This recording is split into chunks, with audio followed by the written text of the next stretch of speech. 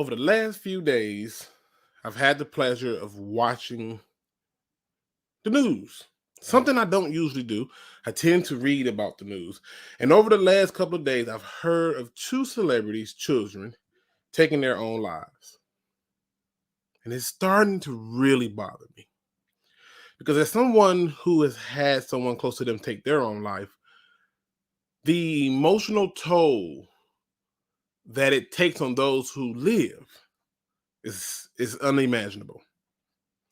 If you are somebody who is thinking of taking your own life, if you are thinking of harming someone else, don't. Reach out and get help. I know it sounds so easy for someone to sit here not going through what you're going through or not thinking what you're thinking to say go and get help.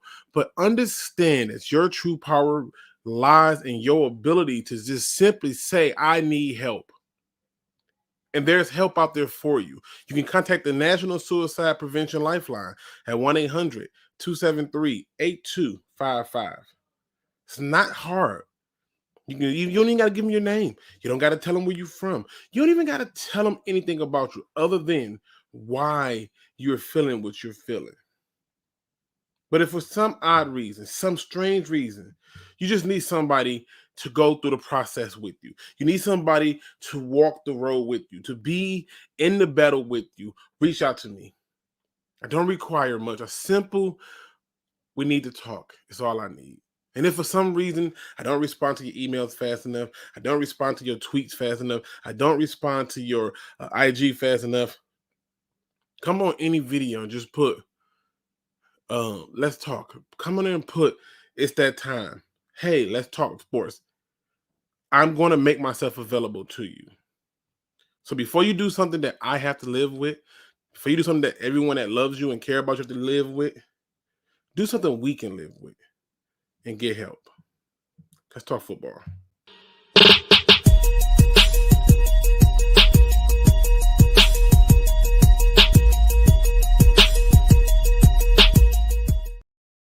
What up, though, Pride Nation, and welcome back.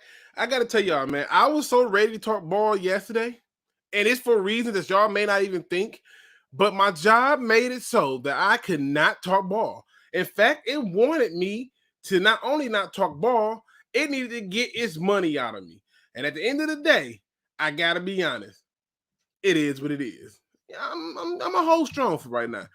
Good people, we are back at it again, talking Detroit Lions. Obviously, I got the pickup that says we got to talk about this with Jeff Okudah because I am starting to become more and more convinced about who the Lions are going to select with their first pick. And I'm also becoming more and more convinced about who they're going to take with the second first pick. And the more I look at it, the more I'm starting to think that you guys are probably not going to like it. so let's see who's in the building with me. We got my man Looney Tune in the building. BD Buster is in the building. Don 19 is in the building. My man Chrome is in the building. We got my man Drew. I always botch his name. I don't know why I botched the last name. Brucey. I hope I said that right. If I didn't, I'm sorry. He says howdy. Howdy, Luke G. Glad you're getting better, man. Listen, I am still having some consequences of that damn virus that I didn't expect to have. I'm forgetting things that I usually don't forget. You should have saw me yesterday trying to figure out how to spell the word quack for my son. I could not remember how to spell quack for the life of me. I literally forgot. Like, I literally drove home and drove to the wrong house. Didn't even realize it until I got out the car. I was like, who in the hell house am I at? Yeah, so the breathing issues are still there, but yeah, I'm definitely feeling better. What's going on, Luke? Got a little time before I have to get some tests done in the hospital. Well, I hope those tests come back in your favor. So shout out to my man D-Map Zoom. Super Saiyan Lions is in the building with me. Obviously, my man Chrome is in the building with me. Lion King is in the building with me. Let me see. Make sure I ain't forget nobody, man. I'm going through, making sure I ain't miss nobody.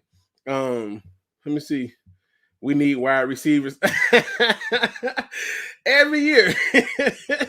B. Farrell's in the building with me. You can hate me now. McKenzie's in the building with me. Kyle Webb is in the building with me. Mars Moon is in the building with me. He split it out phonetically. Bruce Shea. Okay. Hey, I'm probably going to forget that. I have been struggling. Need a big physical receiver and a speed demon. I don't know if we didn't talk about it. I don't know if we need that. My man Ghost Gunner is in the building with me. D Reese is in the building with me, and In the Mix is in the building. If you in here, hit that like button. I got a lot to cover. What's on the docket today? I am not talking Matthew Stafford. If you came here expecting me to talk about Matthew Stafford, not gonna happen. I don't want to talk about the guy who's not here no more. For the people who felt that he was the problem, who felt that you can't win with him, he's not a winner, just bear witness. That's all. Just bear witness. I know those same people are waiting for the ball to drop on the other end so they can say X, Y, and Z. But the reality is this. He's already got more playoff wins than the Lions. And he's doing it with a new team. Talk about a learning curve. So yeah, I won't be talking about him, but I will be talking about the Detroit Lions in the Senior Bowl. I will be talking about this photo, Jeff Okudah, and what this photo represents, because I think there's some evidence that's going to be there. And I will be talking draft. So yay. I'm not doing film study because I did get kind of a bit of a flag. I actually released the Aiden Hutchinson video, and I got flagged for copyright. So I had to take it down. It wouldn't even post. It said something about music. I'm like, it's a free song. And it was somehow still like it's a headache. But I will fix it and bring it back. We got AF Fragile in the building, my man's Detroit Lion Talk with Michael Mike. Michael Mike is in the building with us. Shout out to you, sir. Looney Tunes, I was in the building. He says, no, they want that. we ain't talking no Stafford. I will leave that alone. The haters gonna hate, and everybody else can do whatever they gonna do. I ain't gonna say nothing. It says, why you always Lions? I like that. Super team. Oh, damn. Let's see. Like I said, I'm staying away from it. Lions Rumble 81. What up, though? All right, make sure I got everybody. Can you touch on the head coach for New Orleans Saints? He's not coming here. I mean, he's not. I can, but I don't. I didn't think. I didn't think that he was a topic. If that makes sense.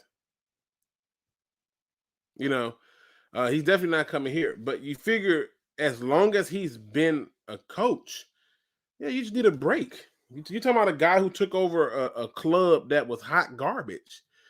But I don't think he'll be here as an offensive coordinator, and I certainly don't think he'll come in this division. So I feel pretty good. It ain't like he's finna go to the Vikings. It ain't like he's finna go to the Bears. The Bears are talking about Jim Caldwell, but we're gonna talk about that too. So yeah, we got a few things we're gonna hit on and get into it. So just stay tuned. We got a lot to cover. All right. Also, William Burch is coming back because he's got things he got to disagree with me about. he has to disagree with me, because if he don't, it ain't gonna make sense. So I get it. I totally get it. 49ers versus Kansas City. I think it's very challenging for a team to beat a team 3 times in the season. I think that the Rams will win that game, and I think you'll have Rams versus Kansas City. Allen was a coach with the Vikings, right? Allen was a coach with the Vikings. Allen.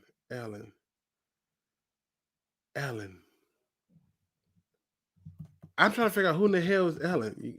I don't know. It's not clicking.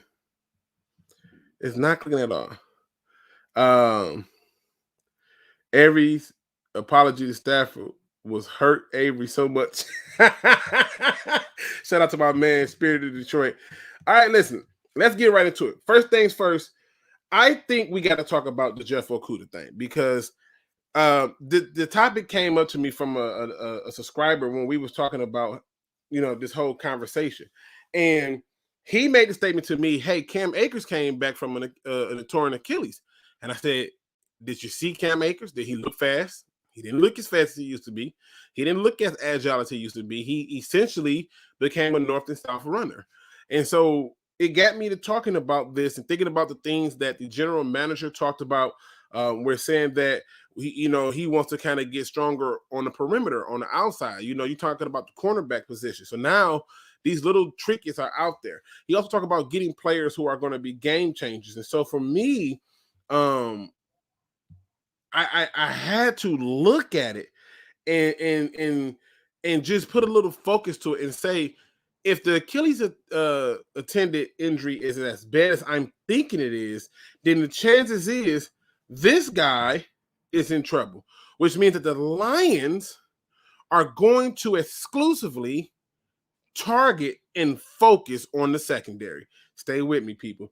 And then I got to saying to myself, well, what proof do you have, right? There was multiple interviews of him talking. I'm trying to bring one up as I'm talking right now because it timed out on me. But there's been interviews where Brad Holmes has been talking, and Brad Holmes has made it clear that yes, he wants to do certain things. He wants to be in certain positions for certain types of players. So I really wanted to look at that interview because I thought that there were some things that he said that led me down this road. That's one. And two, I think there's some proof that lets you know that the Lions are probably not going to take a receiver until like the third or fourth round. And I'm starting to see patterns, right? Like at first I couldn't really catch the pattern, but I'm starting to see the patterns. All right. So, Dennis Allen. Oh, okay. Yeah, I didn't know who you were talking about. My brain has been all over the place. I had to write notes down to remember what I was going to talk about. That's how bad it's gotten for me now. All right. So we're going to pick up off of this interview, and that's where we're going to start it, because I think there's some telling information here. Now, this is an interview that Brad Holmes had on Detroit Lions YouTube channel, where he's talking to, I can't never pronounce her damn name because I always forget it too often, and I really want to call her Tori, and I know that's not Tori. Shout out to my man William Birch. What up, though? So we're gonna get into the interview. So let's hear what he say, and let's pick out some of the things that he said to me that indicates that this is a done deal.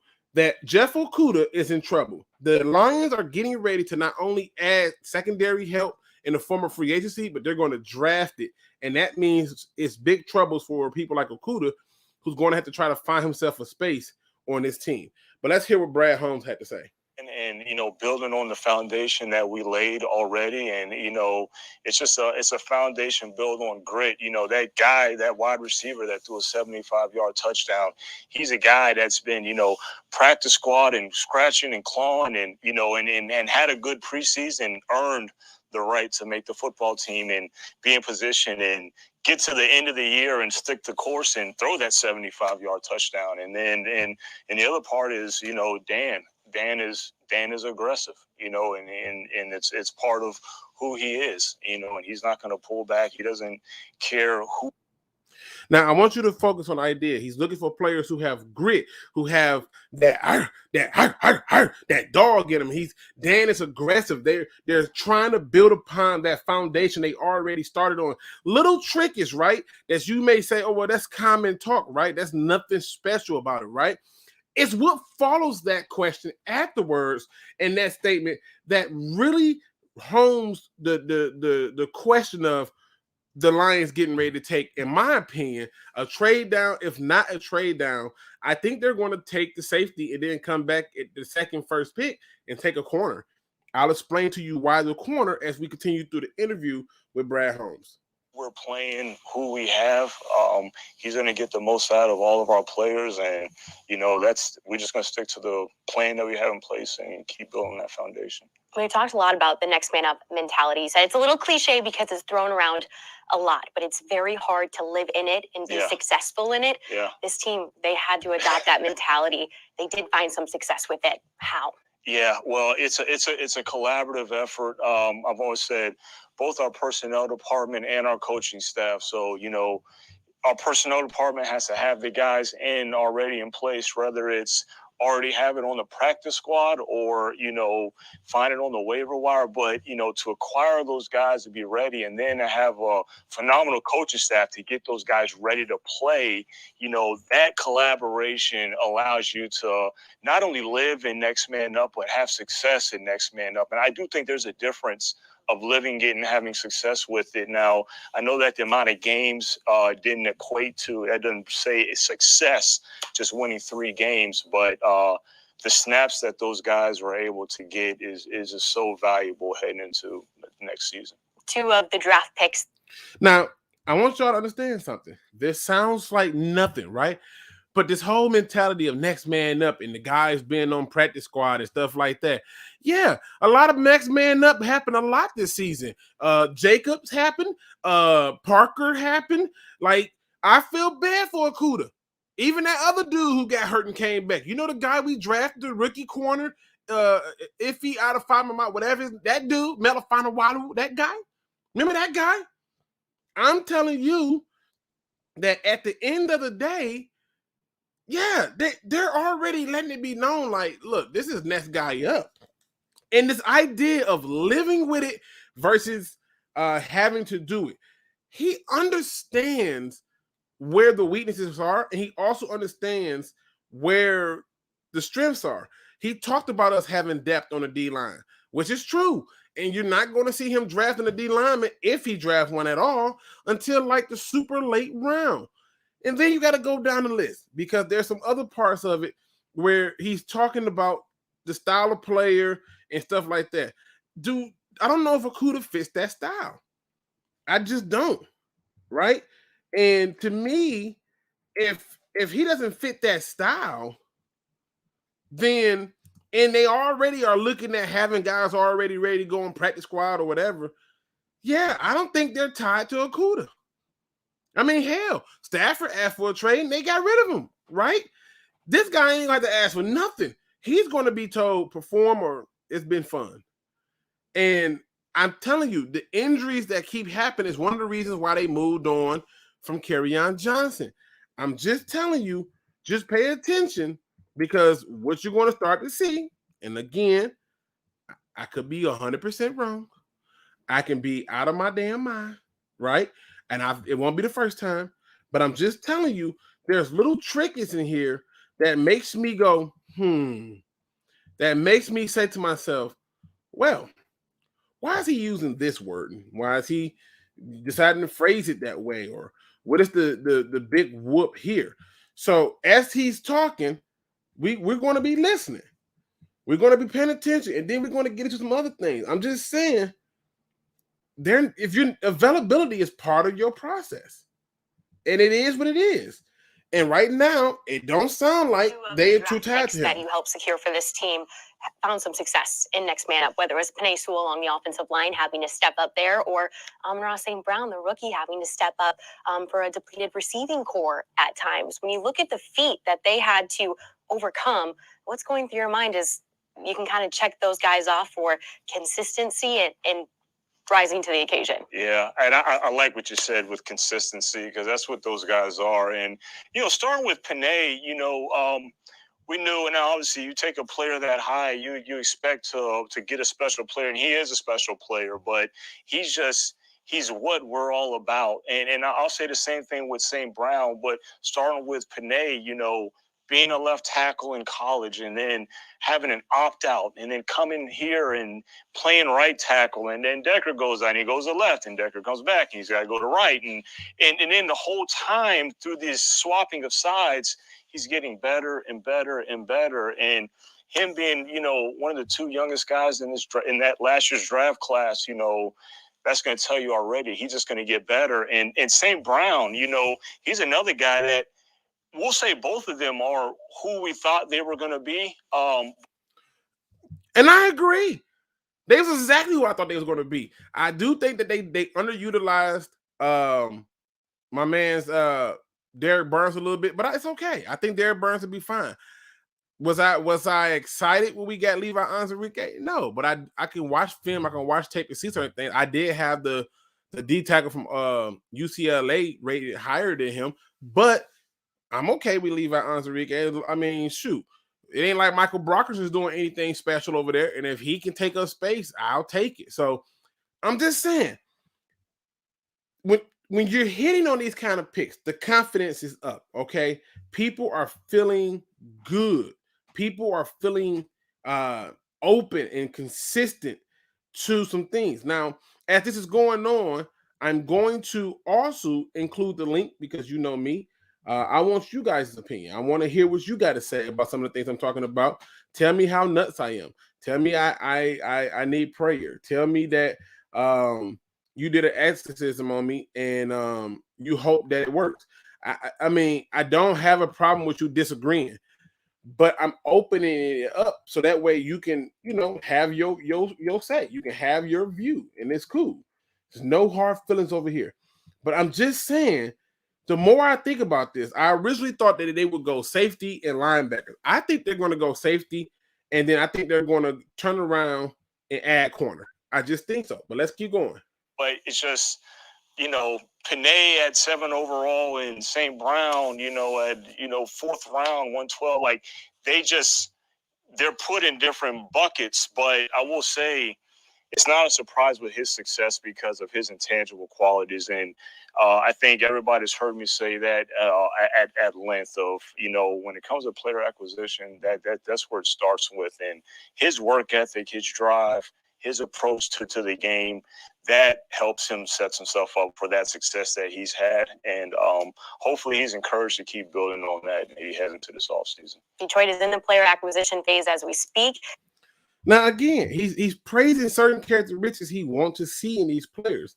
Now, one funky Lion fan said, all that stuff I said about him before the draft, minus the injuries, and got told I didn't know football. You ain't the only one. I made a whole video and got yelled at, Shout out to my man, first black man on the net, long time no see.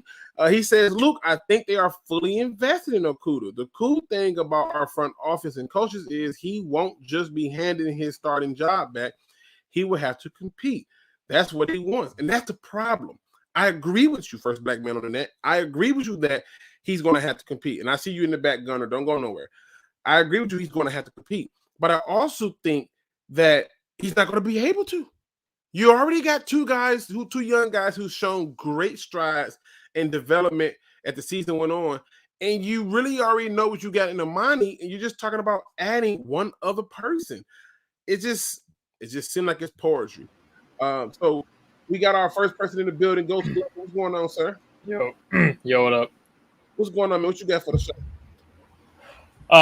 Just want to touch on Carry-On real quick. He was such an oddity. Like do you remember his rookie year where he was averaging like 5.4 yards a carry, and every time we got him like 10 carries, we'd win the game. Yeah, he had like a weird thing, but I think that's because most people didn't expect for us to run when we did run. Well, a lot of it was how quick his agility was, like how fast he would get to his top speed. Yeah, he had a little burst, but once he got there, it was. Yeah, he didn't have the home run speed, but he was a true like workhorse type of back. It was so unfortunate that he kept getting hurt. That because it kind of obviously job at best number two different types of running backs, but same song. Both kept getting injured, but both probably would have been great if they stayed healthy. Well, let me ask you a question. As a Lions fan, and you're looking at it to kind of bring it back around to the topic in a way, if the Lions mess around and go safety and then corner, but that I'm almost pretty sure that pick from the Rams is probably going to be 31 or 32. It's one of those two. I think the Rams is definitely going to the Super Bowl. I know I see my man Bang Bang Niners up in the building, but I don't think beating the team 3 times would be impressive to me. Yeah, it's just Kyle Shanahan kind of owns McVay, so we'll see. I mean, we're gonna find out. We definitely gonna find out. But also, if the Rams try to lose the game for Stafford and fumble 4 times, but So I'm just saying, just food for thought though. If the Lions did that, they went safety and turned around and say went, I don't know, corner. Are you upset with that? Honestly, I wouldn't be too happy with a corner that high, just because I think we have a decent amount of depth there with Jerry Jacobs and Melifonwu. In my opinion, it's his starting job to lose. And you already got A.J. Parker in your slot. So I ain't mad. I like Kyle Hamilton pick. I just think we could fill a better need and get a better player at that position. Well, I'm just gonna go through the pieces that I have that I think that lends itself a little bit more truth, in my opinion. But we gonna see. Mr. William, I see you in the back, sir. Don't go nowhere. All right, I'm gonna give it a little bit more of this interview because he said some things in here that just kind of, it's how he phrased it that kind of made me go, Detroit is in the player acquisition phase as we speak. It's going to start mainly down in Mobile, Alabama with the Reese's Senior Bowl. An interesting point of view that Coach Campbell brought up was that you guys are going to have the front row seat to this talent, but you can't be so locked in on them that you forget the talent that's not there. So how will the staff balance that? Yeah, I'm glad he mentioned that because it's something that we had a discussion about, look, though that is this group of players during this week. Now, it's great to be down there, and it seems like a great roster. I just was looking at it today, and it's a talented roster. But, we got to keep that in mind because not the whole draft class is not there that week. So I talk about anchors a lot, and we don't want to get anchored in just those players for that week, and then, well, these other players weren't here, so then let's look at these players in the same. No, we can't do that. But we're really excited about it. Back where I came from with the Rams, we were able to acquire a lot of players that played in the Senior Bowl and had a lot of success. So, you can acquire a lot of talent that can help the football team down there. Now, just let me bring everybody in. Bringing in my man's William Birch. Birch, Will, you here? You with me, man? Please tell me you still here. Oh yeah, I'm here. All right, I'm going to bring in down 19. I'm bringing everybody. I just got it. Did anybody happen to notice? Maybe it's just me. But did anybody happen to notice why he felt the need to reference back to the point of when he was with the Rams, how they found a lot of talent in the Senior Bowl? Anybody else notice that?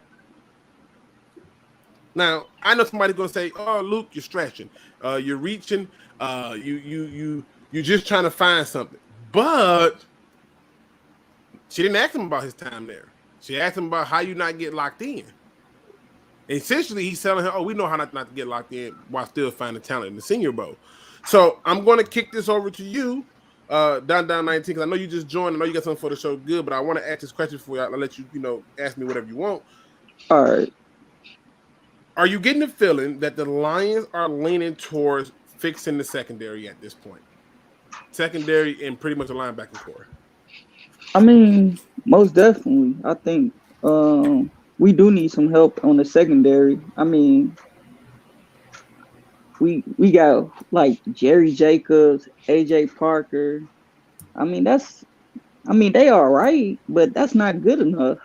So if you could find talent at the cornerback position, I seen the kid from Auburn, the two corners from Cincinnati. So if you could get one of them, why not take a safety or a cornerback? Okay, I mean, and listen, in the mix says sacks Lions needed. I believe that Joe Burrow was sacked 9 or 10 times in his game. They still won. Yeah, and that's not an outlier neither. I mean, sacks count; they're cool, but you got to have sacks with turnovers. You got to have sacks on crucial downs and stuff, and when it counts. And so, I'm just saying. I'm just putting it out there, just putting it out there. But he's talking about that Senior Bowl part.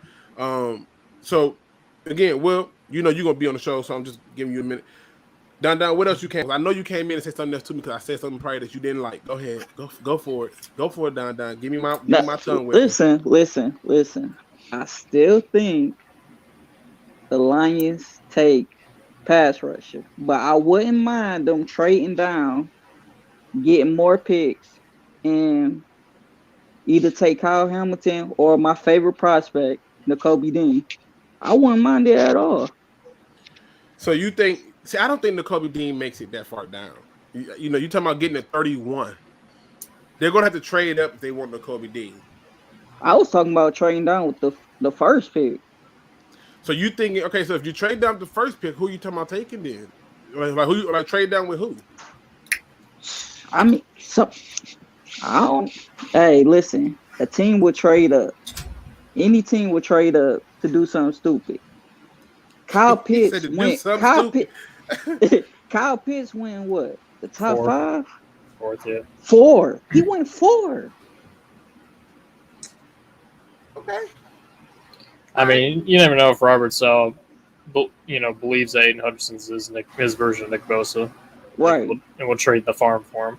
I mean, I wouldn't do that, but he might. I just don't know. My soul tells me they want to trade the pick, but my soul also tells me that they really want Kyle Hamilton, and then it also tells me that they want to try to find somebody that can come in and have immediate impact and be consistent at the cornerback position, also at the linebacker position. And with the number of people who have entered this draft, you're going to still have your pick of the platter from linebackers come in the second round. It just seems like it makes sense, but I could be wrong.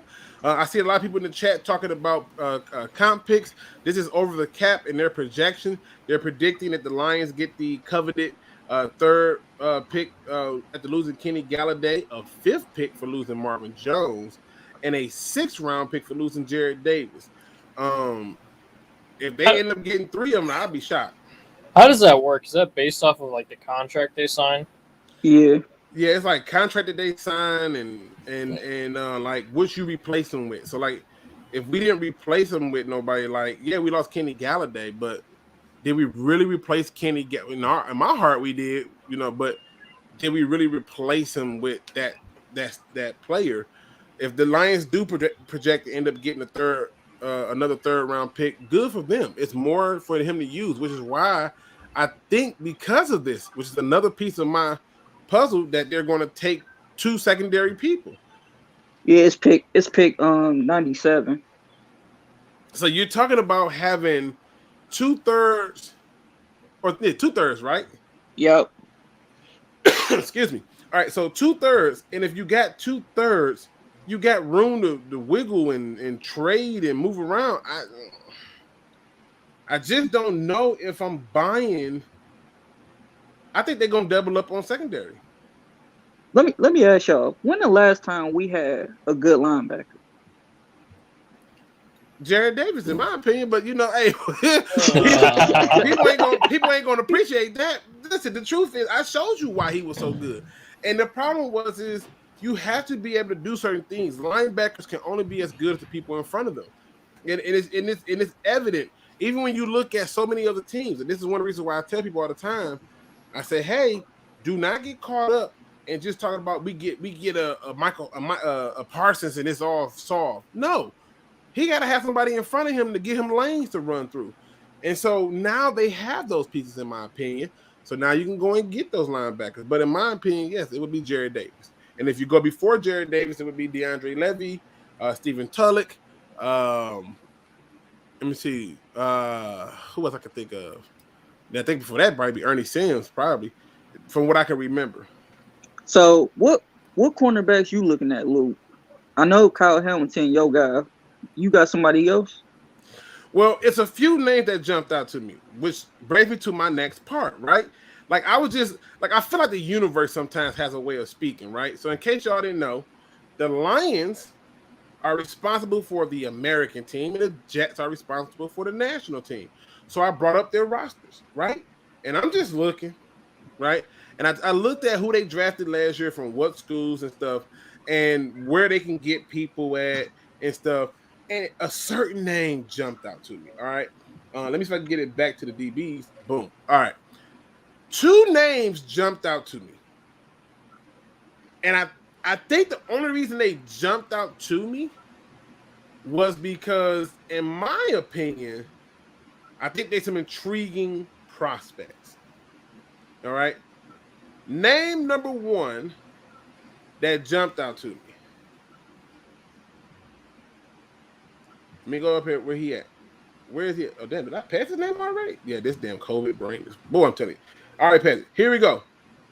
Leon O'Neal Jr. Now, I was sitting here. I've watched a few different, Texas A&M games. I've watched a few of those. And I remember watching this kid. And I started thinking about who we drafted at corner. Some of the people we picked up as undrafted free agents and stuff. And then I started saying to myself, interesting piece. But then I went to the national team. I got over to the national team, and I'm looking. And then I'm like, oh, okay. And the first name that really jumped out to me, again, y'all don't gotta agree, but it jumped out to me. Jalen Watson. It's the build, it's stature, it's how they're built and their skill sets and how they're going to do it. And I'm not saying that they're going to take this one at the second pick. I know they see these as later round picks, or they could be first picks, depending on what they run the 40 and how people lose their mind over the combine. But I think there are certain players based on this roster alone and who's going to be coming in free agency that tells me that they're going to lend themselves a little bit more help at the secondary position. Like I just looked at a few names and I was like, oh, okay. And there's also some other names on here that jumped out to me because, for example, right, like one of the things that the Lions are going to have the benefit of is being able to coach these quarterbacks: Malik Willis, Bailey Zappi, Sam Howell. You're going to get a chance to see those three up close, so you know what you get to see out of those, right? But then I thought about it. They also got a chance to see people like James Cook. Devontae Price is another guy that jumped out to me. And I know you're thinking like, well, why are you thinking running back? I'm just telling you, these are people that I'm thinking can fall to the later rounds that they will, can look at. So that tells me that they're going to put a premium on positions that they don't think is going to fall. And to me, it's leaning itself towards the secondary people. It's not a lot. It's just not. This is why I think they're going to go on that route. I just look at these rosters, which in my opinion, they could have had the Lions coach any team. This roster is very intriguing. It's the word I'm gonna use. It's very intriguing, and that's why I think there's something to be had about this. And I also want to talk about what players on these rosters that stand up to y'all. So I'm just saying, I'm really starting to believe that they're going to double up like R. Kelly. Pun intended. Pun intended. I think that's what they're going to go, in my opinion. I'm just saying. That's all I'm pointing. I could be wrong. If they go ahead. If they go with the corner, I hope it's not. I would rather have one of these guys on the Senior Bowl roster and not Sauce from Cincinnati. I don't think they would. Why not? Why not Sauce? He don't want smoke. What makes you say that? He's afraid to tackle in the run game. Like if you watch his game, go watch his game against Alabama. They ran the ball on his side a lot. He wanted no part of that. He can cover well, but as far as the run game, like I think they want more guys like Jerry Jacobs who want to get back there and tackle. That's my biggest issue with him. I feel like I see two cornerbacks coming within the top 30-something picks, bro. And I think the Lions are going to take two of them. And I know one of them is that safety. I know they want an impact player because when you watch most of these games, if you have a safety who can cover the whole field, which this guy can, just saying, barring injury, it just seemed like it. It makes me wonder. It makes me wonder. I see them trading down. I could see that. I could most definitely see them trading down. That's probably going to be their biggest priority is to try to trade down. Unless they can't find a trade that they like. And I think the trade down is real. I think the trade down is really, really real. And that's what stands out to me. If you're a Lions fan, you need one of these quarterbacks to show out at these combines. Because then teams gonna be like, damn, Kenny Pickett look nice. I'm gonna have to jump up and take him. Well, I'm just saying, if you just look at it, if you just look at this simple thing and how he's describing it. Now, I'm gonna give you a little bit more because it's almost overweight in terms of the interview, but he's talking about finding these. He's already been able to find people, and because if you look at these rosters just based on the Senior Bowl by itself, and you know who they're going to have close contact with and all this other stuff, you're going to notice that they're going to have depth in certain positions. If you go and look at the draft as a whole, I think it's over 73 underclassmen into the draft. All that stuff makes a difference. It's going to flood a market. A lot of people are going to fall and slide that y'all didn't think were going to fall and slide. And I think the Lions is going to be like, oh, we got a supporter. Mm-hmm. I'm starting to see some little patterns. That's all I'm saying. Let's listen to the last little bit of this before I dig into it with everybody else. Hold on. Your scouting department has some draft capital this year, namely that second overall pick. What do those draftees need to encompass on and off the field if they want to have success here in the Motor City? Yeah, well, I talk about intangibles all the time, so they have to fit what we're all about, and we want smart players that are passionate, instinctive, and relentless and explosive, and that are about grit. So, they have to fit that, but also, they have to produce. So when they have opportunities, whether it be, during these All-Star games, it's not the Senior Bowl, is it the East-West game, is it the NFLPA game, find those guys producing when the opportunity comes, and then it's followed up by the combine and then the pro days. Now, all this could be just coach talk. This can all be just regular football talk, but he's clear about what he's looking for. The most important part of what he's saying is you have to produce when you are on the stage of opportunity. He's not, and then he just named like certain games, like, okay, yeah, you're gonna be on the Senior Bowl stage. Produce. Have some resilience to you, right? And he talked about the combine and all this other stuff. In other words, do the numbers match up with what I'm saying on film? I'm just saying. I'm just saying. Hey, Luke. Yes, sir. Go to the linebackers real quick on the Senior Bowl. For our roster or for the roster of... I mean, you could do our roster first. All right, so this is our roster. I'll go down to the linebackers. Now, it's some interesting linebackers on our roster. FYI, people, that lets me know that we're going to stay away from it. But I'll give you some people names who jumped out to me. Okay, y'all ain't got to like it. But I'm just going to give you some of the names. These Georgia linebackers definitely going to get looked at. We ain't got to talk about it. But the name that stood out to me was my man JoJo from Nebraska. Yeah, he nice. And I think the reason I look at this is because I know I don't expect JoJo to be a high pick. Again, you got to think depth. I know this is another name that jumps out, Des Moines Clark, a guy that many people, some people have him at the number one. Me and you talked about this before, Will, where we was like, yeah, we got other people ahead of it.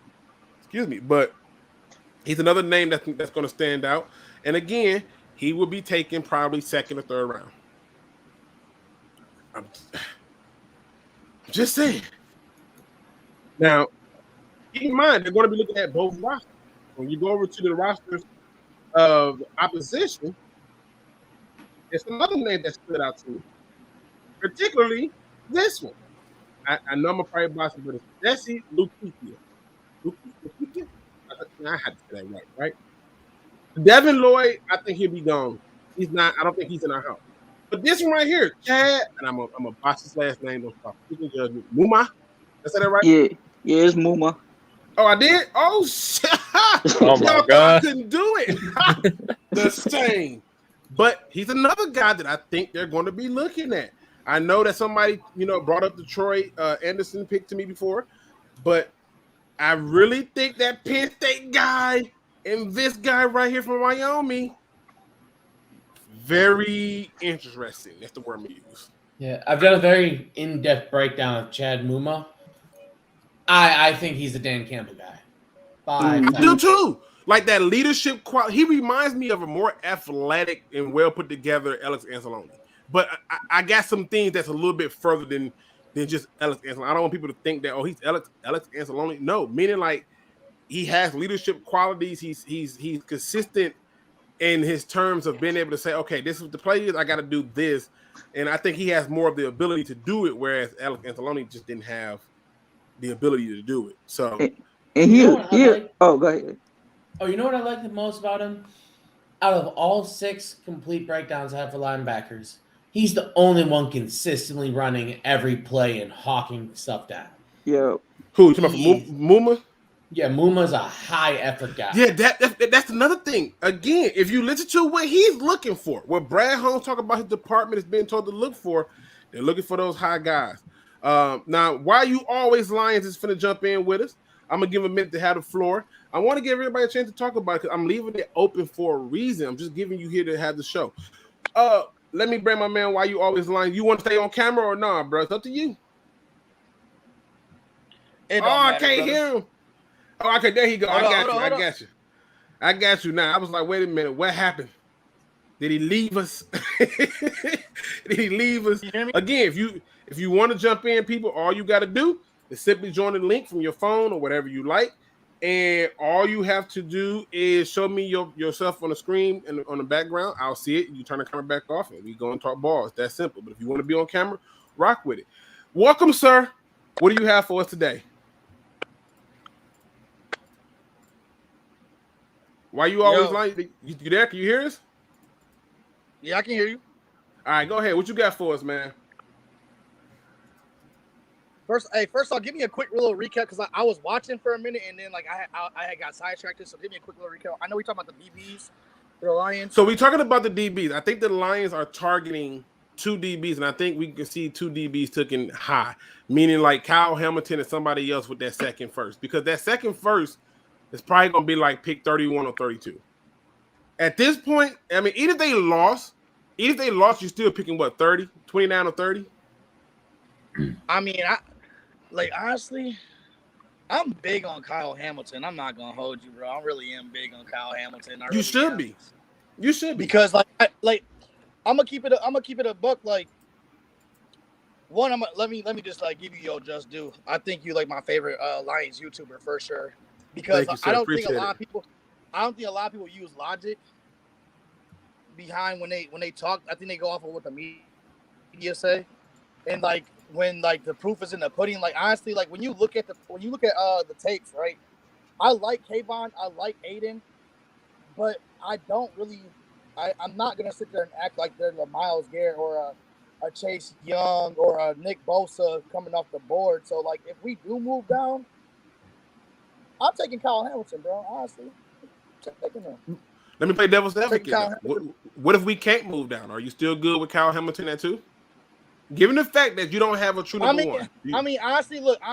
Like, I'm not gonna sit here and act like drafting Okudah at 3 is gonna have anything to do with it. Like, I think they're two different positions, and they're two different types of players. Because when you watch Kyle Hamilton's tape, he just pops off the tape regardless. Like he literally, like, you can see he has the speed to cover the whole entire field, one, and then his IQ is just you can just see it, bro. Like honestly, like it just he's honestly, I would take him at 2, because I was doing a couple mock draft scenarios, and there was a couple times they had the Jags taking him at 1, and I honestly I wouldn't be mad at that either, because the dude, to me, is about to be the best defensive player in this entire draft.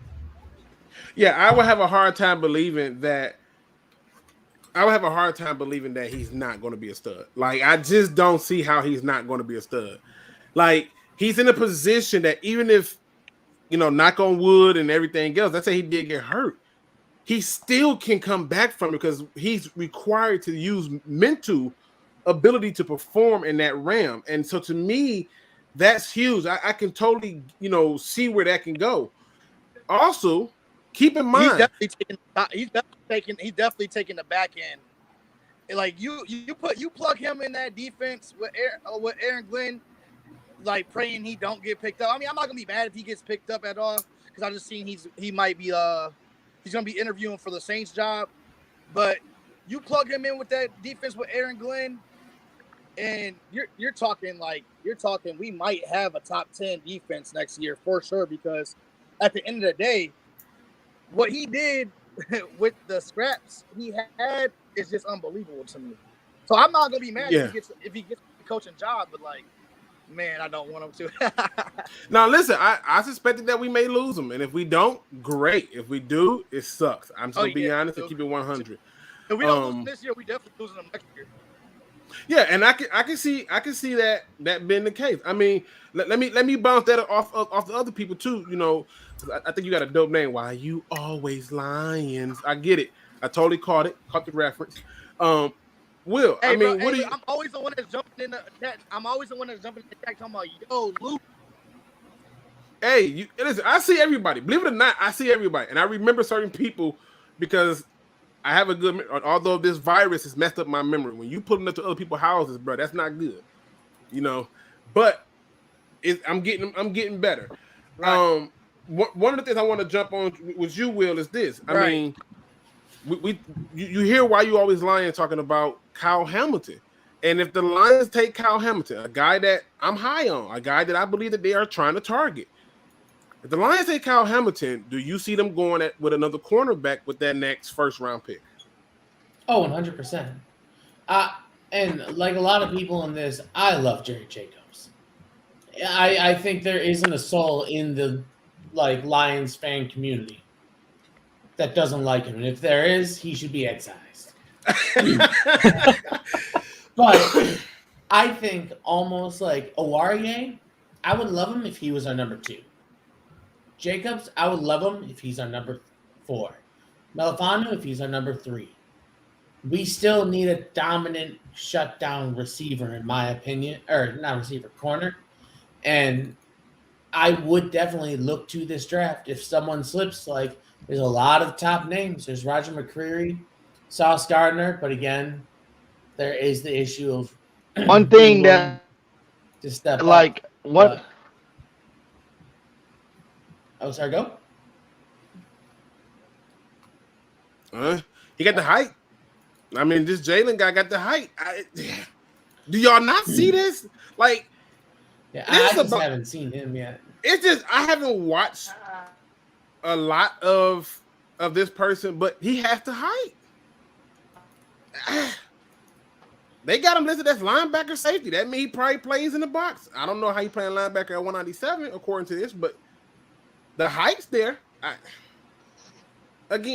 just putting it out there. Also, I want to give y'all this last part of this interview because this to me was like the nail in the coffin that they're finna double up on this. All right. There's 100%. Shout out to my man Tim. He says, "What up, though, Luke? Good to have you back, bro. I appreciate it. I'm happy to be back. I was worried, not gonna lie, but I won. All right, last part of the interview for him. Let's get it." And in the pro days, and some guys that aren't at the Senior Bowl or not at an All-Star game, they might show up at the Combine. Guys that don't get invited to either one events, they might have a great pro day, and then you get analytics involved and all of that. So we have a good process in place. A lot of smoke gets cleared out, as the process goes on, but we feel really good about our process. Last but not least, Coach Campbell said, right now this team is in the Arctic Ocean, but it wants to get to the Caribbean. That is the goal. So when the pieces are in place and good things are cooking, what does the Caribbean look like when skies are clear and the sun is bright and shining? Well, it's definitely winning more than 3 games. I'll tell you that. But but I know exactly what Dan is saying, and I've been saying it all year. We're doing the hard stuff. We had to go through a lot of hard stuff this past season, and when you're going through a lot of hard stuff, you're in the Arctic. That's part of it with all the different circumstances and scenarios that we're dealt with, whether it be injuries or any of that other stuff. But we're very excited about this offseason of where we're headed. And I don't know if I can wrap one word about what the Caribbean is, but I think it's going to be fun for all the fans for sure. Now, I know what he's talking about, that Caribbean. In other words, we a destination. We a place you want to be. We somewhere that people want to come. And that's because it starts with coaching. Which brings me to my next topic.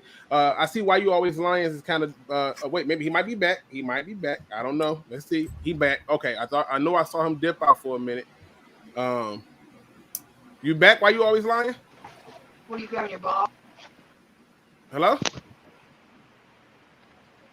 I guess he's not back. All right. Why you always lying? Let me know when you get back, man. Hey, if I can make a comment on Lion King. Go ahead. He said Detroit Lions finished top 10 in QB pressures. I think that is more reason that we go corner safety. That's what. But see, it's proof on top of proof. Because I just looked it up. We're top 10 in pressures. We have 30 sacks. What that's telling me is that we're either not covering for long enough, or our pass rush is getting pressure, but just for some reason not finishing, which is a coaching issue. I couldn't even catch who that was, but that's you. Why you always I want to lying? say one thing.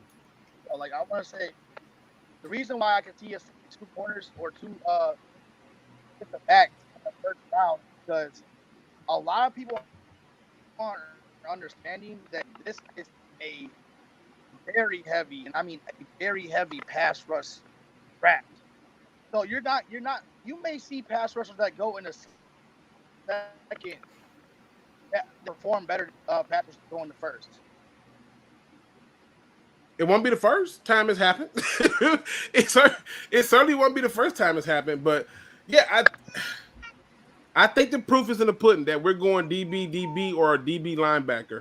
The only other pick that I can see us taking, if he just happened to be right there and they don't want to risk it, if somehow Treylon Burks fall to them at 31 or 32, wherever that second pick is, if he falls to them there, I can see them deciding like, probably go receiver.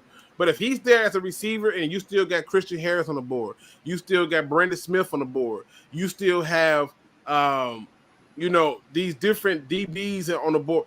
Yeah, I don't think receiver becomes a priority. I don't think pass rusher becomes a priority because I think you will have opportunity to grab them. And the fact is, if you do end up getting that third pick, that third comp pick for losing the player, now I can not only still get me a pass rusher, I can get me a pass rusher or receiver and then still add some. You just got to look at all of the options, in my opinion, and I think the evidence is right there. I could be wrong. I could be wrong. I just try to follow patterns. That's all I'm saying. All right, so before I get back here, Luke, keep doing your thing, bro. Obviously, you been doing it for a while. And Lions fans, man, we have to be patient. We have to be patient with this rebuild. I know how hard it is to be patient, but we have patient, man. Like we can't win. We're getting a play first. I mean, we can't. Yeah, is winning a team, but we have to be patient, man. 100%. I agree. Have a good night. You too, man. Appreciate you. Why you always Lions? Yeah, I mean, you bring up a little bit, but I know what he was saying. He was basically saying you got to let the process work itself out. This is how you get better. This is how you do it the right way. And I know earlier the question was brought up where I said, look, sacks are important, but they're not the end all be all. Because I've seen a lot of teams get sacks, but your defense needs to be in such a way that on crucial downs they're producing. One of the things that I'm starting to see, and this is one of the reasons why I always tell people, it's not talent. Because the Dallas Cowboys have had one of the most talented teams for a number of years, and they're not winning. They just got bounced out. Right. The Packers are. I'm hearing people give excuses talking about the Packers didn't lose because of Aaron Rodgers, and I'm thinking they don't got talent. It's coaching. Coaching is losing these games. When you go through and you look at these games, even the Buccaneers, why are you throwing so much? You lost 2 linemen. Did you think it wasn't going to hurt you? You didn't think not having those 2 linemen in wasn't going to set you back a little bit? Come on now. These are coaching issues that, in my opinion, are what's resulting in this stuff. Vikings are evidence of the talent argument. I mean, the coaching needs to be there. And so, to me, I'm just saying, and this is nothing I want to do with you guys in the chat and you here that's on the show. I know Will. First of all, y'all don't realize I realize Will has a lot of time on his hands. Will be on top of a lot of this stuff. We had a short conversation. He's like, yeah, I'm watching these guys. And I was like, how in the hell did he get every linebacker that I'm in love with? How? Every single one. The only thing was his order was a little bit different than mine. I think you had who's your number 1 inside linebacker, Will? Currently Devin Lloyd. I am way lower on Brandon Smith than you are. I love Brandon Smith. I don't care what you say. I think he's awesome. Don't you dare judge him. He's awesome. I think he is an athlete that happened upon a football field. Oh, that's just. Oh. Wait a minute. That's where I'm at with him. But he could play. Well, you know what? We gonna talk. Every time this happens, you start this, and then you know what we're gonna do. I'm gonna pick a debate with you, the battle of the field. We're gonna set up the ring, right? I'm putting you in the ring. We're gonna just pull some film up, right? And we're just gonna show the truth, okay? The truth should set you free, okay? What you not gonna do and sit up here and sat trip on Brandon Smith. That guy is really good. I'm putting you in the ring, and we're gonna have to square this up and get this together. You did. I want you to understand something. I'm coming prepared with all type of notes on Brandon Smith. That boy is for real. Outside, inside, put his hand in the dirt, you get production out of him. That's all I'm saying. Is there anybody though? Because this is a very intriguing question that I need to ask you all. And I'm gonna start this one with you, Ghost Gunner. Is there anybody on our roster that you are just like, oh, I hope the Lions really take a hard look at? Anybody. If you need me to scroll down, just say so. I'm your puppet. Okay? I mean, my first thought's Bailey Zappi, just because I want to see what he's like throwing to receivers that aren't always 10 yards open. I'll tell you this right now. If you are a Zappi fan, he has nice touch and he has pretty good accuracy, but the problem is his receivers are always like 15 yards down the field away from the corner. If Zappi balls out, I'm going to tell you right now, if Zappi balls out, I think Mel Kiper Jr. might start to look like he's getting back to old form with picking these people in the Lions go quarterback. Because you heard what Brad Holmes said. I'm looking for you to perform and produce when you are on that stage. If Zappi outperforms and I think he will outperform Malik Willis because I think Malik Willis is overrated. Yeah, I said it, y'all. I know y'all fell in love with Lamar Jackson, but it's not working. I'm not saying Lamar sucks. It's just not working. You're going to have to do like Josh Allen and know to throw the ball first and run second. And until I see that from a quarterback, sorry, I'm not buying. Y'all can kill me about it later. I'm just not buying. Just putting it out there. Just looked at Charles Harris' film again. And we absolutely have to re-sign him. Him and Aaron Glenn and Don Capers are a match made and haven't it worked. It's more proof that they're not adding the pass. I just don't.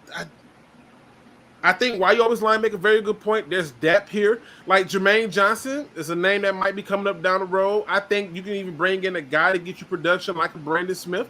I think you got too many options in my opinion. But my question for you, down 19, anybody on this roster that stands out to you that you just like, hey, I hope they give him a hard look, like a really hard look. I mean, you could look at both of the Georgia linebackers, Quay Walker and what's the other dude name? I think it's Channing, something like that. Go back up here. You talking about Channing Tyndale? Yeah. Well, so for you, the Georgia linebackers, the fact that they performed that's another good point though. They performed on the stage, national championship game. Yep. I believe Tyndale was that 80? No, what the hell was his number? I'm trying to think. Jesus. I think it was 41. I want to say. I'm drawing blanks on people's numbers now. Y'all gonna have to forgive me. Jesus. And 6, 7. It'll come to me. And another person who not on this list. He's 41. Yeah. 41. Okay. Yeah, Tyndale 41. All right. So another person that's not on this list. Another person that's not on this list, but the linebacker from Wisconsin, Leo Chanel, another good linebacker. So you hoping they give them two guys a hard, three guys a hard look. Mm-hmm. All right, we gonna bounce this over to William because he's already came for Brandon Smith. I don't know why he hate Penn State, where linebackers are born. You know, I mean, all they do is produce linebackers, y'all. I don't know if y'all paid attention. Go ahead, William. Who's the guy on the roster that you like? I hope they take a hard look at. If you want me to scroll it down, let me know. Not Brandon Smith. No, I'm just playing. Oh, the judgment. Don't y'all get me started. Every year somebody want to shoot down one of my dreams, but I just talk facts over here. Go ahead, though. He'll look nice in CFL. Oh, no, you didn't. No, the USFL coming up. He can get in that. Oh yeah. Oh, y'all just got jokes today. Y'all having yourselves a good old time. Okay. I mean, he can knock down the Walmart bagger for sure. Here's what you don't want happening. I'm gonna tell you right now.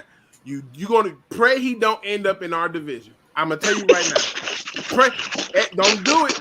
I was trying to tell people about Jefferson when he came up. Me and Jefferson, I'm like, bro, okay, I'm just saying. Now try to tell people about Dantzler, even though I think Dantzler had moments where he was showing good flashes, and then he had moments where he didn't show good flashes, but still. Dantzler by himself in that secondary is him and Harrison Smith. I mean, I know, but I'm just saying, it's still, if you know, somebody's gonna go look at the stats and say he's garbage, so you gotta go ahead and, you know. He got no hope over there. But William, go ahead, man. Who you hoping that they take a hard look at? I mean, I already named Chad Muma. True. I really love him. I think he's like, if we're looking at the second round, and we gotta take somebody that is a really big name that I think we look at, or we take him to the top of the third. Okay. Other than that, I do love Roger McCreary if he can somehow fall down to the end of the first round. Like, wait, you like who? Roger McCreary. McCreary. The Auburn corner. Oh, I'm like, why did that name sound familiar? Okay, go ahead. Listen, y'all gotta excuse me. I'm trust me when I tell you I have brain fog. I be forgetting stuff now. I don't understand why. My girl told me we had a whole conversation, and I don't remember one bit of it. But something tells me she won. I don't remember any of it. I just don't. Anybody else that stand out to you, William? Or maybe not on our roster. Maybe they on the Jets roster. I'm not too. I mean, I don't know enough about the people there. Like, I mean, you get the Michigan running back, and we know y'all love Michigan people. Hey, listen. Okay. Don't start. I'm just saying, somebody who works in Western Michigan, he did tear us to hell and back. It didn't count. It didn't count. No. It didn't count. Here we go. Right. I'm clearing my throat. It didn't count. Okay. Go ahead. We told you about Nico Collins. Nah. Yeah. See what had happened was let's just Nah, that was the funniest. That was the best part of draft night. As soon as he talked all that shit, all of a sudden he gets drafted. I literally roasted the crap out of him, and they was like, the Houston Texans trade up and select Nico Collins. I said, you have got to be kidding me. It's like the universe just hates me. Why? Like, I don't understand this. You know, this how we gonna feel when the Lions draft Brandon Smith. Hey. Oh, you mean when he go undrafted? Hey. Oh. I'm playing. The jealousy. Pause the envy. breaks on Brandon Smith a little bit. The Lions will select him for the Pontiac team. Oh my God! They still got arena football. Football still out there. Y'all all types of disrespectful. Space Boy says, "What about AJ Blaze? You got to give me school and jersey number because I'm these names is hard. It's these names is hard, bro. When I tell you some of these names, I'm looking. I'm like, what the hell is that? But give me the school in the jersey. The names look familiar. AJ Blaze. Corner out of Miami. What number is he? Is he 6? 7. 7. Okay. So interesting. 188. Interesting. So okay, so that's why he's brought to my attention. Somebody sent me a message. It was like, check out. That might have been you, Space Boy. It was like, check out AJ Blaze, and I only watched like one tape of him. Only one. So I got the jury still out for me on him. I'll only watch one game, and I'm trying to watch at least like 4, and then I can make a pimp's decision. Let me ask y'all this because I want to kind of speed it up too. Again, for anybody else who want to join the conversation to jump in, the link is in the building. It's obviously over there in the chat. You simply jump in there and feel free to share your thoughts. I'm not asking for much. You only need a phone. You just need a microphone, and not microphone, actually microphone, but like some type of headset that can let you get in, and a good connection, and you come in and talk sports, man, and I'm down for it. But I got to get into this because this is a topic that I asked in the Discord, and I'm going to bring it up here. Who should be the Detroit Lions? I'm going to say this again. Who should be the Detroit Lions offensive coordinator? This is a serious question, and I'm going to tell you why. And I want you to think long and hard about your answers because The offensive coordinator will make or break this team in ways that you do not know. Who should be the next offensive coordinator for the Detroit Lions? Pep Hamilton. Oh, damn. Really? If we get a quarterback and then we get Pep Hamilton, I would love that. And if we decide to like get a quarterback this year, Pep Hamilton, like he made Davis Mills look average. William, I did see that coming. I did. I'm gonna tell you the truth. I did not see that. Okay. All right. What say you, Down 19? Who should be the Lions offensive coordinator? This is tough. I mean, who should be? Man, I really have no clue. Okay, that's fair. I'm seeing like Ben Johnson, but I'm not really buying into that one. Right. And I also see the Byron Leftwich, but I think he's going to end up being the head coach. Yeah. I see the brain Sean Payton in to be an OC. If he walked away from the Saints at the, I'm about to say, why would he do that? He ain't going for no OC. That's the way he was talking. He definitely don't want to be a part of football for a minute. Yeah, I think he trying to take a break. I think he genuinely wants a break. Gunner, who do you think should be the Lions' next offensive coordinator? Well, since Brandon Smith is going to be out of a job, maybe he could flip sides of the ball. Wow. I see. Don't worry about it. No. But he gonna make you eat your words. Trust and believe. He gonna make you eat your words. Y'all gonna know the name Brandon Smith around here. Don't worry about it. Not but for real though. I mean, what Ben Johnson and Dan Campbell were doing, towards the second half of the season was working, and our offense was actually producing with what we had. So I don't think it's a bad idea just to kind of keep that same system going, or at least just give Ben Johnson the title. They still collaborate on plays or whatever.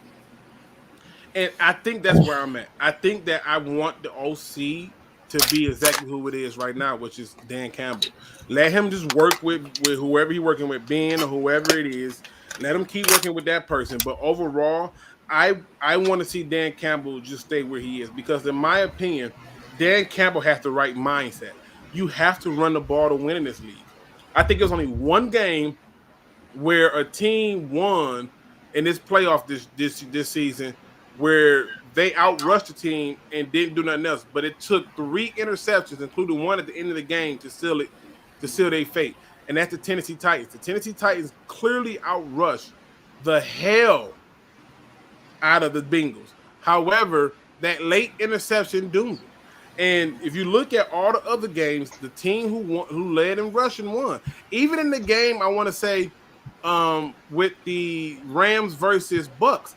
If you look at that game, I don't even think the Rams had 100 yards rushing, but they ran it 30 times. That's commitment. That's beautifulness. Cam Akers wasn't even getting that much, but I think he saw like 24 carries. Right. I mean, I like the safety from Michigan Hill. No, Michigan. We don't bring Michigan up around here. Here we go. Listen, and I'm not even being biased. I'm just at a point now where if I'm taking a player, I'm with Brad Holmes. Produce consistently, and be somebody who changes the game. What about the kid from Penn State, Brisker? I like Brisker. I know. I think it was Steve-O earlier who had the Baylor kid higher than him. But I'm gonna have to watch more film on the Baylor kid. I haven't had time. And, to be honest with you, I was trying to make those videos and they blocked me. The audacity. It says Jason Garrett is available. I will take Jason Garrett. No, we gonna leave that alone. I would take, because I think Dan Campbell will still tell him to run the ball. All right, I mean, if he's doing this, I see y'all next season. Nah. I'm not doing this. If he's got to tell somebody to run the ball, he might as well just do it himself. Which is why I want him to stay where he's at. I'm just saying. Jason Garrett. God damn. People in the chat, talk to me, man. Who do y'all? I know I've seen a lot of Ben Johnsons, but Sean Payton ain't coming here, bro. He said, "Look, even Technical Puma says he's very good. I gotta go watch some film on him. I'm sorry, I'm late to the party on him, but I'll let the tape tell me what's going on. I'm not against it. Yo, I'm interested in Brown. Might have been like a 1,200-yard receiver if we used him like we've been using him at the start of the season.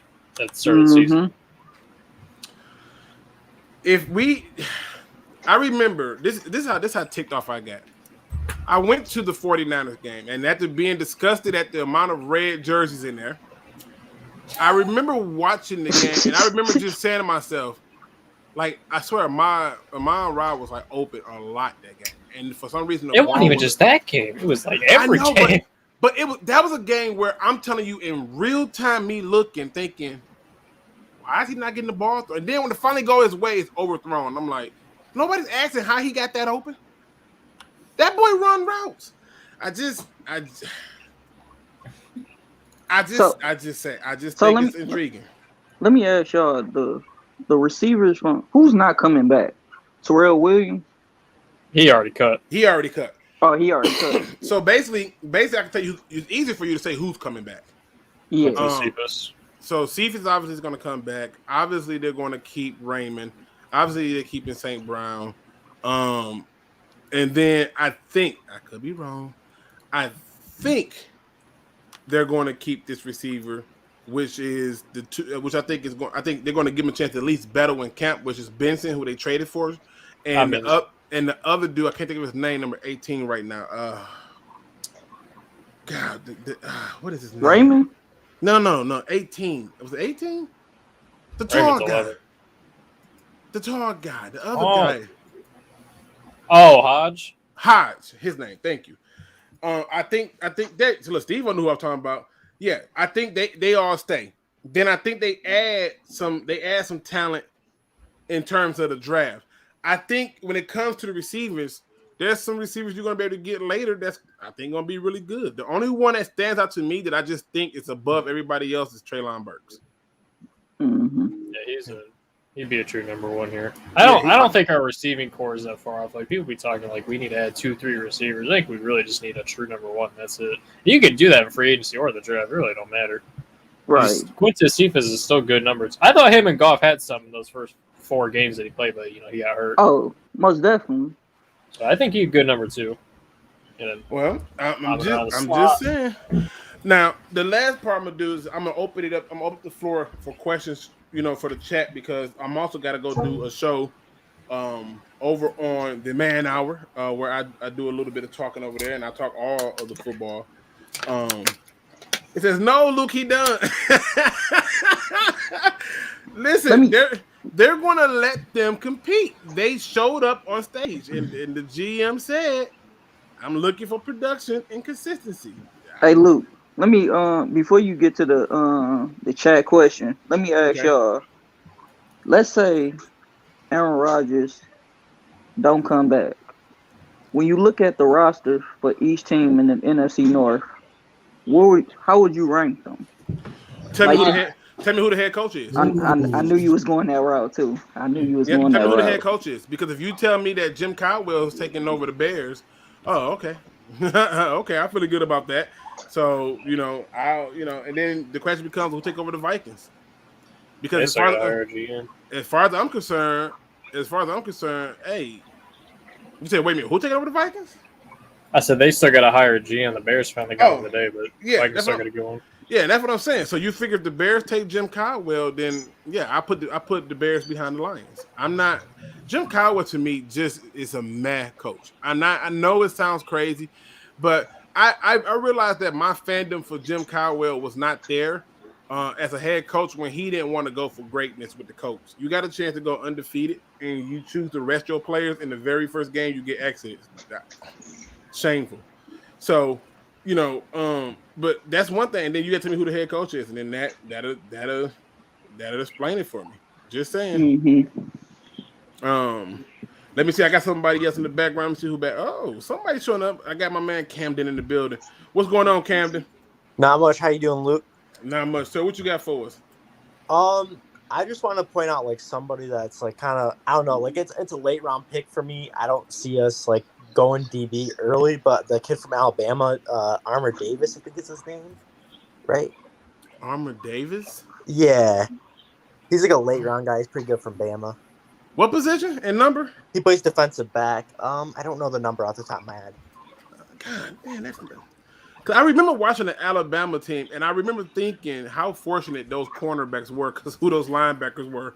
Oh yeah, the linebackers are studs. Yeah, so I'm trying to think who was but it was one corner I thought was at least in the area. Are you talking about number 4? Let me. Was it number 4? I think dude is. I think it's number 5. Jalen Armour Davis. How you talking about?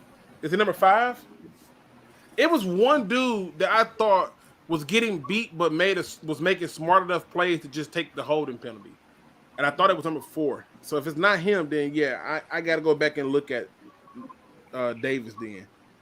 So just saying, we should bring Reynolds back. Oh, I forgot all about Reynolds. God damn it! See, I told you the brain is throwing off. Oh yeah. Reynolds. How old is he? Reynolds. See, my only problem with Reynolds is I just think he's a really big slot receiver. I just don't think he's a true number 1. If you bring in Reynolds back and you're already getting Quintez Cephas back and you still got Amon-Ra St. Brown, then you're probably not taking too many receivers. Just saying, the pressure is not going to be there. So you got to, with every move you make comes a consequence. And if you decide if you keep Josh Reynolds, you got Cephas, you got guys who they're going to let compete. I don't know if you're taking a receiver high. No, either. Can we get rid of Trey Flowers? I'm just tired of him. I think he's going. I don't know how we're going to do it, but I think he's going. I mean, according to Over the Cap, if we designate him a post-June 1st cut, we save $16 million, but we take a 7.2 cap hit. So we save money. It's worth it. I mean, it's better to take the cap hit because he ain't going to be on the field anyways more than 4 games. Right, and that's Also, let's get rid of Logan Stenberg too. We got to end that project. I'm just putting it out. You remember how he was talking in training camp? How he won't be a starter, all this and that, and he can't even get on the field. Where you get beat out by dudes like Will Holden, Tommy Kramer. Look, I don't judge me. On a scale of 1 to 10, how badly do the Lions need to draft 10, 27? Is 100? Is the number in there? Why the answer 12? Listen. This is all I'm asking people to think about. Don't get caught up in this whole draft position stuff, right? You can hit or miss anywhere you want. The idea is to get somebody that's talented. Let's just say Kyle Hamilton at worst is Eric Berry. Yeah, we're pretty damn good. I'm just saying. At worst, let's say at worst he's Eric Berry as a 2nd overall pick. Are you really upset? Like seriously? I won't. Who's upset? Well, what if he teased Tabor? No, let me stop. Let me stop. No way. That one. Listen, I've seen too many clips of that man getting across. The field from back to back. The virus will play a big reason for overloading at positions that you would not normally overload at. True. That's true. But they have used the practice squad as a way of protecting that overload. I don't think that necessarily means the 53-man roster, but that definitely is going to be a case to be had, in my opinion. So yeah, I mean, all right. Any other questions? Because like I said, I got to get ready for this other show. Because yeah, I kind of got a late start, man. This job, boy. You go out sick and they don't even give a care. They want you to just come right back, So shout out to my man Camden for coming in here talking. William, I don't know where he went, but William's going to be coming on more often because he's always starting stuff, as y'all can see. I don't know why he decided to go after Brandon Smith. Like Brandon Smith wasn't doing his thing, and I know for some people he had a down year this year. But you know what I know? I know that I can put him on anywhere on the field in terms of a linebacker position to get production. Plus, he stood out like hell when Parsons wasn't in. I was like, how? Yeah, you could put him anywhere, any grocery store too. You know what? I see right now. Look, I see right now that it's gonna take a little bit more belief for y'all. But when the belief comes, it's coming. Trust and believe. You're gonna put some respect on his name. He could sell them Taco Bell wings. I mean, no. Forbidden Knowledge says, what other show? So on Tuesdays, I usually go over on Man Hour. and usually around like 8 or 8:30. And I talk all football, all NFL, all different topics. They give me a little bit of window to kind of talk my thing for a short period of time, and then I get up out of there. So I've been doing that every Tuesday because they actually post it on the radio, if I'm not mistaken. And so I go over there and talk all football. I think like before COVID hit, I was talking about talent versus coaching. And today I'm probably going to re-up on some of the things that I talked about. But yeah, it's 100% one of the things that I do. So check out Man Hour and come over there. It's linked in the description. You should see it down there. Camden's back. Camden, you back? Yeah, sorry, my stuff like messed up on my phone. Totally get it. All right. What other thing you got for the show? Because like I said, I want to give people a free chance to open their minds up. Because as I'm starting to get ready to drop these videos and get yelled at, I know they coming. I know it's gonna happen, but it's like, God, I gotta hear this. Yeah. I got like two things. So like for offense coordinator, honestly, I think we should just keep it within what we got right now. Like I agree. Deuce Staley, Ben Johnson, or whatever Campbell's doing, whatever. I think it worked at the end of the season. They gave me faith in them running. At first, I was skeptical of it because I was confused why Jamal Williams was getting all the touches. I'm still confused by that. Now that part got to change. I don't give a care what happened. Your offense is just more explosive. Yep. On every level with Swift or Reynolds in. But he was solid. He was solid though. Oh, yeah. Williams wasn't bad. It's just, and I love the guy. He's great for the team. It's just he's not a first and second down back necessarily for me. Nope. Yeah. And he doesn't create that mystical. Ooh, you better watch me at the back. Yep. Nobody's worried about it. But when Swift is back there, it's like, hey, get over there. Yep. You got to cover that. So I think there's some differences in that regard. So, yeah, I mean, I'm picking up what he's putting down. But go ahead. And then also, I actually do really, as much as we're messing around, everybody's joking around, but I like Brandon Smith from Penn State. I think he's good. I think he's a stud. I think he's a stud. Here we see they don't want him because it's not a Michigan guy.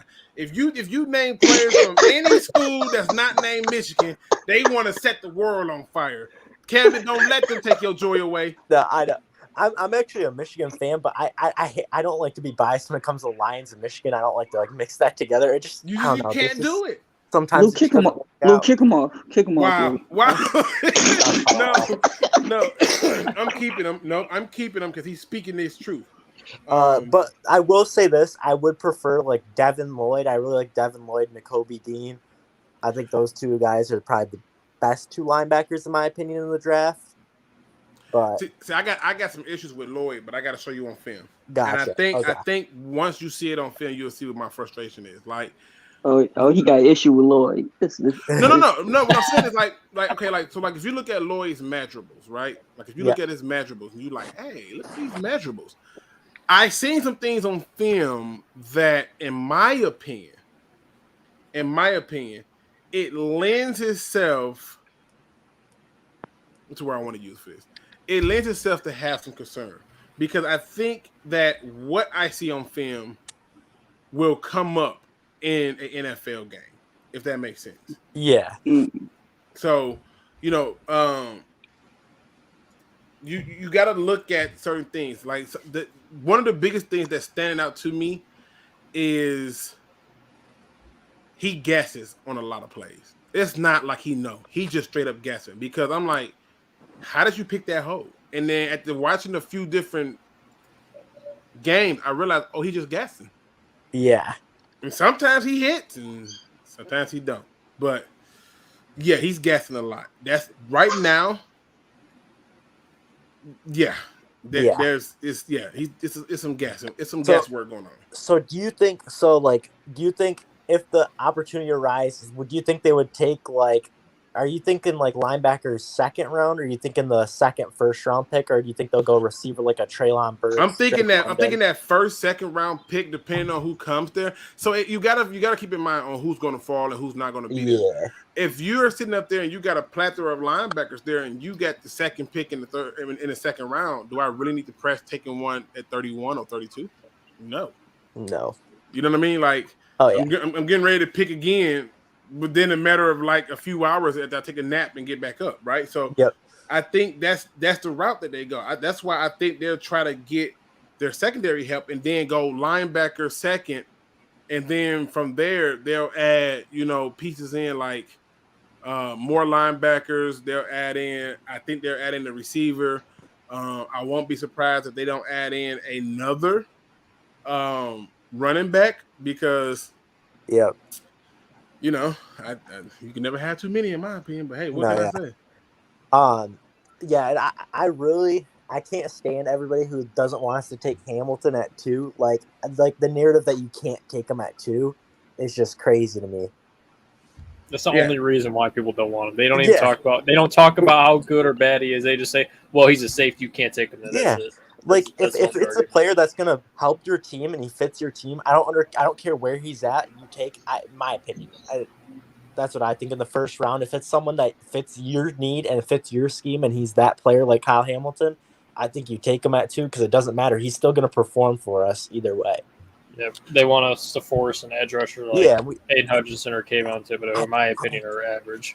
In my opinion, I'm just not a huge fan. It's just they both have their upsides and some pretty big downsides that just, in my opinion, aren't going to pan out in the NFL. In my opinion. After Luke showed Aiden Hutchinson's hips, I was out. Yeah. I mean, dude, bro, those hips are awful. Just turn and run. He gotta jump. That's the weirdest thing. It kind of reminds you of Jamal Williams trying to go from side to side. Yes, it's one particular play, and I believe it was the. I wasn't. It might have been a Green Bay game. It probably wasn't even a Green Bay game, but whatever it was. It was the Cardinals game. Okay. It was nothing but green, and he just couldn't get outside. I was like, "Come on!" And I think it's because he hesitated, or he might have been still hurt from an injury. But still, I wanted a little bit more. So I'm. Look! I'm starting to see some mocks starting to mock Hamilton to us. But it's a mock, so we can't get too excited. But yeah, I think he's the pick. I think the Lions should consider Samori Toure. Wide receiver from Nebraska. Pair him with St. Brown would be a hell of a duo. I gotta go watch this tape. The name don't ring a bell. From Nebraska. See, there's a lot of random receivers and players like that. Like there's a lot of receivers in this draft that nobody talks about that are kind of I'm intrigued. Like the guy from Memphis that's on our Senior Bowl team. I kind of want to look at him in the Senior Bowl. Yeah, it is what it is. One funky Lion fan says, blue chip players at a position of need, position of value goes out of the window. You ain't gonna get me you upset me with that? I'm in agreement. I never understood the positional value thing because I'm like, it's either if you have to pick right or wrong. I mean, people forget Aaron Rodgers had a bunch of people drafted before him. Just saying. Take Kyle Hamilton at 2. It is what it is. The pick will be right. We don't have a safety. And it makes a difference. I mean, hell, some of these games that we won on defense was because Tracy Walker was getting it done, and he was just one guy. Dude, that could be a potential of one of the top safety duos in the NFL. And Will Harris pains me to watch. I cannot watch football with this man. He is actually so bad. It amazes me he gets on the field so. Yeah, but he did really good at quarterback spot. He had a couple games where he was good at slot corner. That's about it. Cornerback, I don't like him at cornerback, but he's all right. I don't mind him, but at safety, I can't stand him. Anytime I see him on the field, I don't like it when he's at safety. It's just I don't know. It's just too much of a liability out there. He's tried a strong safety. He's tried free safety. He just can't do it. Yep. Well, maybe Okudah can make the switch to safety and finally get himself going. That's what I was thinking too. Maybe trying Okudah back at safety, trying him out at free safety or something like that. All right, let me see. All right, I'm going to look at a few more things, and then we're going to get up out of here, good people. Look at the Seattle game this year. Wilson never scores 51 points if Hamilton is back there. Nah, not even close. Yeah. Not even close. Down 19, dipped out on me. I don't know where he went, but thank you for coming in. Bring back Walker to be the strong safety. Draft Hamilton to play free.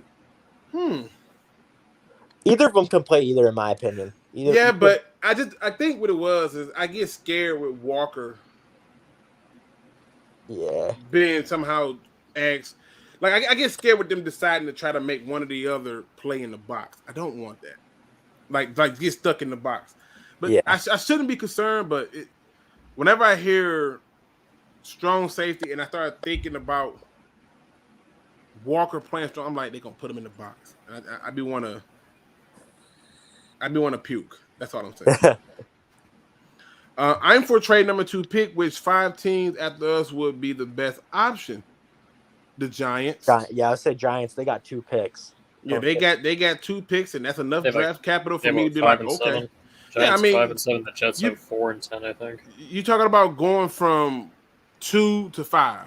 Woohoo! Like, yeah, the Giants would be the best. I don't know. I think the Jets might take Hamilton at 4, though. Yeah, that's the problem. If we don't trade the I Jets. just don't see him falling that far back. Like, I'm gonna tell you why. I don't think the Jets would do it. They took Jamal Adams. He had attitude, right? They've had history with taking cornerbacks, and I don't think they want to go down that road when, truthfully, they really wasn't touching nobody on defense. I think they want a pass rusher. Yeah, I see that. And I can see Thibodeau sliding. So I'm just. They could re-sign Marcus May too. Marcus May isn't really bad. Like I think they're kind of. I mean, not set at safety, obviously, but he's not awful. Like they could roll with him back there. I think they'd go edge rusher. I think they're the team that might go Thibodeau, to be honest. Yep, that's what I'm thinking. I'm thinking they want an edge rusher. All right, well, listen, good people. You know, I love to keep going. We had 1 hour and 36 minutes. I usually go 2, but again, I want to kind of get myself ready for the next show, which is going to be over on Man Hour. So feel free to check it out. And just you can ask me any football question over there. I don't even care what it is. Here, it's all Lions. We keep it all about our team, a team that we love. But again, it is what it is. I'll get some questions. Shay says, "What defense we plan this upcoming season? Will the draft cause a change up in the defensive scheme?" Nope. It's gonna be 3-4. And I don't think we have enough room to switch to a permanent 4-3. So it's gonna be a 3-4. You're gonna get a little bit of everything, to be honest with you, but predominantly 3-4. That's just what I think we're set up for. Because once you start talking about moving McNeil into the 4-3, I think now you're taking away from his ability to get the one-on-one matchup and win. So I think it's a 3-4. Anybody disagree? I think it's going to be 3-4 as well. I think it just plays to our strengths of our players. I don't think really drafting anybody to change your scheme is really a good idea. You draft players to fit you. Did you see what Dada said, chat, Luke? No, I'm working my way down. And look, I'm going on down. What Don said, he probably said some real disrespectful. I bet you. Let me get down here. Where he at? You already know what he said. The disrespect. The disrespect. AKA McDonald's burger flipper. They don't even got flippers no more. It's all microwave. The judgmental hate that's coming out of you. You're gonna put some respect on their name. We know Adam will complain if we pick Hamilton at 2. Actually, he's on board for it. He's definitely going to challenge the validity of taking somebody that high, and he's going to definitely question if the pick is worth the value. But from what I've seen, he loves Kyle Hamilton, like he loves him. Lots of new Wendy employees. Oh my God, y'all ain't no good. All right, good people. Let me thank all my guests for coming on. William Birch, who's going to be coming on more often because we gotta get this Brandon Smith thing squared away. But also, just talk football in general. And then on top of that, thanks Why You Always Lions for coming through. Dude, that's a dope name. Think about it, like Why You Always Lions. No, I'm not talking. No, just keep it going. Just keep it going. Oh my God. You'd rather have Sean Lee out of retirement than Brandon Smith. See, that's a Michigan thing, man. That's a Michigan thing. That's all it is. But where does Sean Lee play at? Last time, I want to say he's retired now, but I think the last team. He's retired. But what college did he play at? Oh shit, I don't know. I thought it was Penn State. I mean, I'm just saying, all they do is make football players. I'm pretty sure it was Penn State. Could be wrong. We're gonna see. Let's go take a look at Sean Lee. What school did he play at?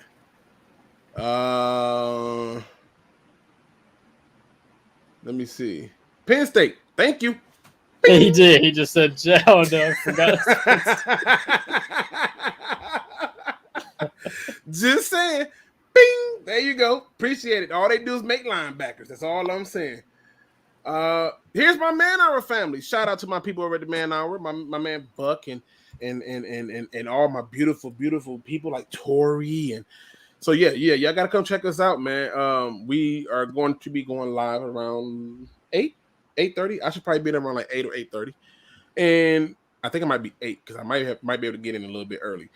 But I'm just saying, I just want to, give my people a shout out, all the love over here. Skip boyfriend Sean. Dude, y'all is out here tripping today. Get the people your final thoughts, Ghost Gunner, so we can get up out of here. Hey man, we got some big weeks coming up with the Senior Bowl and stuff, so it's a good time to be excited about the process. 100%. I'm gonna be watching that for different reasons. I really want to see the practices. I don't care about the game. It's the practice for me. I want to see who won it. Where the dogs at? That's what I'm looking for. Oh my God, Buck, don't come here starting this. It's overrated for who? The team that's not coaching it. You know what I'm saying? Much like Buck. Oh no, man! No, I can't wait. I can't wait till Jim Caldwell puts 7 people on defense. Buck always starts some stuff. Poor child. Andy Dark still top 10. Y'all gotta understand, Buck is also a what is it? Ginger, redhead? What they call him? I don't know. He likes the red rifle. All right. At least he likes to act like it. What are your final thoughts, Camden, for the people before we get out of here? I'm same with Gunner. Just ready for the Senior Bowl. See what we got. I'm super excited. I have a lot of faith in this regime, and hopefully, all things go well in the off season. All right, 100%. Y'all know me. I can't say it enough. Thank you for rocking with me. Thank y'all for still supporting me, even though I was out sick and not abandoning me. But I appreciate you. Everyone who come on to the chat and talk with me, appreciate you, every single person. And every person who actually comes on and talk live with me. So just, having fun with me and stuff like that. Going through some of my tirades and stuff. I'm just I'm ready for the arena football. I hear that. You know me, I can't end the show unless I end it on a positive note. Today's positive quote comes from the internet because I do not know who said this. I tried to find the person who said it, and it was a no-go for me. In fact, the harder I tried to locate the person who said it, the more confused I got at who said it. So I just said, F it. I'll go with the quote itself and just respect that. So here's what it says. Life happens as you see fit. Life happens as you see fit. I heard this and I'm thinking to myself, as I see fit. You see, that lets me know that there's a lot of captains today. It's a lot of people who are captains on ships who should be doing things that makes their lives a little bit different. You see, every time we think we don't have a shot or a chance, or maybe I got a felony, or maybe I don't got a felony, maybe I made a decision a long time ago, whatever the reason you gave yourself for not making the changes in your life, understand that you are the captain. Understand that you are the person who has the opportunity to change that outcome. Some of us is sitting up in here and hate the job that we got. We can't freaking stand it. We wake up, we don't feel good, we want to call off, and every opportunity we get, we just go to work. But some of you have always been designed to be your own boss. Some of you are been meant to be your own builder, your own way. Some of y'all know how to build things from scratch, and you're not taking the opportunity to own your power. This is about being a captain, people. And when you are a captain, captains don't get to take no breaks. What a captain get to do is understand the direction and the things that need to be done to get to where they got to go. I'm challenging you all to be captains. Don't find yourself in positions where you can't get out of it. Simply put yourself in a position to whether there's no way out of it, you'll make a way. And with that being said, ladies and gentlemen, thank you for rocking with me. Hit that like, subscribe, and notification bell, and come check out Man Hour, where we talk all things, every single sport. I'm pretty sure they're going to probably try to piss me off because he's going to say something about Stafford, and I'm probably going to have to go there. Okay, I'm on my Dan Orlowski tip today. He better not say nothing else about Stafford, or we're going to have a problem. I'm just not gonna talk about Stafford here. As always, ladies and gentlemen, don't be no chump. Please do your research. We are out.